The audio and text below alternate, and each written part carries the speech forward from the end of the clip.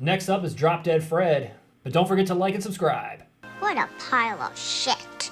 From the studio that brought you The Fourth Victim, Born for Hell, Skin Deep, and Beyond Darkness, in its US Blu-ray debut, from Severin Films, is Drop Dead Fred. This is another head scratcher from Severin, similar to Overboard that we covered. This just seems so out of place in their catalog. I don't know what's going on with some of these recent releases. I haven't followed Severin for that long, but I've never known them to put out such a thing as Overboard, and I've definitely never known them to put out anything like Drop Dead Fred. Why not? This is odd for sure. Not as odd as Overboard, though. Is it just a studio trying to get more eyes on their catalog, do you think? Is that where these are coming from? I'm sure. Why not? If they're getting the rights to these films, why wouldn't they? Right. And then you can fund more and keep going. And Good for them. Good for them. It's a cult movie. Yeah. It's a cult movie. Right. I mean, it fits in more. Overboard, I don't see as a cult film, but Drop Dead Fred is. I like him a lot better than I used to.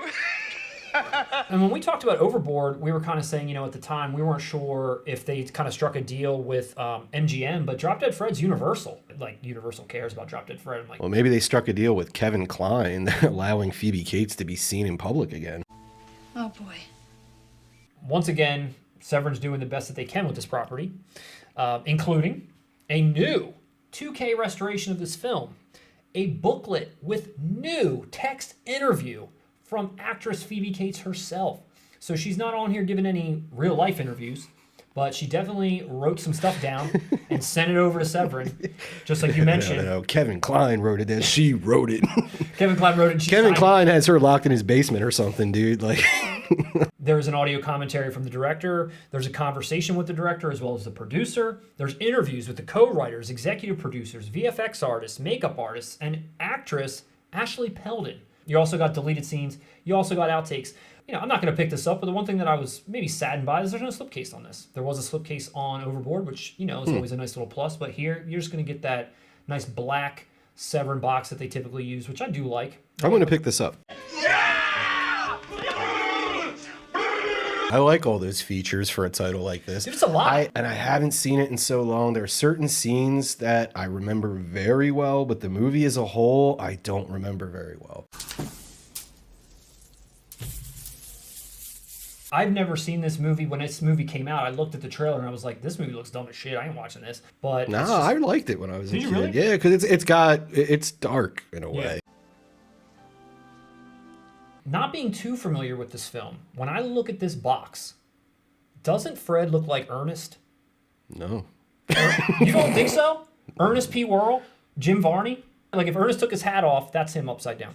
Rest in peace, Jim Varney. They should have got him for this movie. What was Ernest doing? Who is this Rick Mayall guy anyway? Dude, he's a British actor. From what? I guess comedian. He was on a show called The Young Ones, which is another cult show. He was a punk rock guy. Damn, Russ, I'm sorry I'm hurting your feelings over Rick Mayall. Dude, it's rated PG-13, and this was 1991, a kids movie. What, this is what I'm trying to tell you. It's a little, it's subversive for a kids film, and that's why it kind of lived on. No panties. Dude, it's about a woman who's going insane, basically. Yeah. And he's playing tricks on her, screwing up her life and all that shit. I mean, it's the exact kind of movie that a lot of 80s babies love, and we dig into that kind of shit. The other thing that I wanted to mention, just I don't know, shout out to us. Thanks. But at the time when we were covering Overboard, we made a kind of like a joke that, what's next, Severin Kids.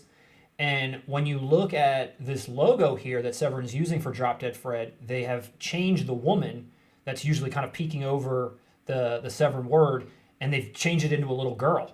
And I don't know, obviously we had nothing to do with that, but is this something? No, we did. We did. We've got clout. Us.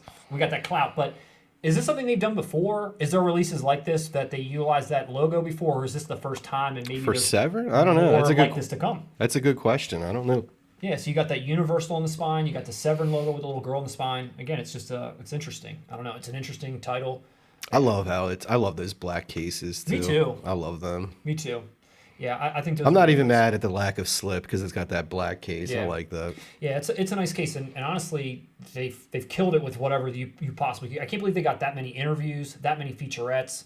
That they even got, like you said, Phoebe Cates out of the basement. They literally, dude, they just got, how many paragraphs from a hostage? Oh, boy. So So you're going to get this, Russ? Definitely. You're going to get this. I look forward to revisiting this. It's another title that's coming out on September 28th. This is a huge day for Blu-ray, 4K releases across the board. Literally everything we've covered in this last month, it seems like, is coming out September 28th. So We are working overtime. we're working overtime. Your wallet's going to be working overtime. So if you're excited about this, let us know. Otherwise, pick it up.